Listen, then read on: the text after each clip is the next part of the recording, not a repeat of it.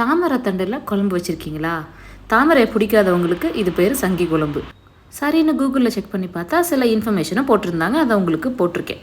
இப்போ எப்படி குழம்பு வைக்கலான்னு பார்க்கலாம் வாங்க. முதல்ல தாமரை தண்டை எடுத்து கொஞ்சம் க்ளீன் பண்ணிக்கலாம். ஏன்னா அது சேரில் இருக்குது இல்லைங்களா, அது பார்க்குறதுக்கு கொஞ்சம் அழுக்காக இருக்குது. அதனால மேலால் இருக்கிற அந்த ஸ்கின்னை நம்ம அப்படியே சுரண்டி எடுத்துட்டு சின்ன சின்னதாக வட்ட வட்டமாக கட் பண்ணி நமக்கு தேவையான அளவுக்கு எடுத்து வச்சுக்கலாம்.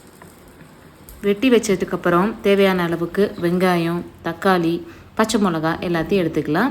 அதுக்கு முன்னாடி இதுக்கு தேவையான மசாலா எப்படி அரைக்கலான்னு பார்த்துக்கலாம். தேங்காய், வெங்காயம், பச்சை மிளகா, கொஞ்சம் சோம்பு சேர்த்து அரைச்சி எடுத்துக்கிட்டேன்.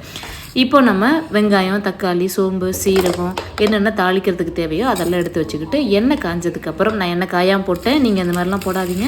எண்ணெய் காஞ்சதுக்கப்புறம் அதில் வெங்காயம், சோம்பு, சீரகம் தாளிச்சிட்டு வெங்காயம், தக்காளி, பச்சை மிளகா எல்லாத்தையும் சேர்த்து நல்லா சூப்பராக வதக்கி எடுத்துருங்க. இது நல்லா வதங்கினதுக்கப்புறமா நம்ம இஞ்சி பூண்டு பேஸ்ட்டும் தேவையான அளவு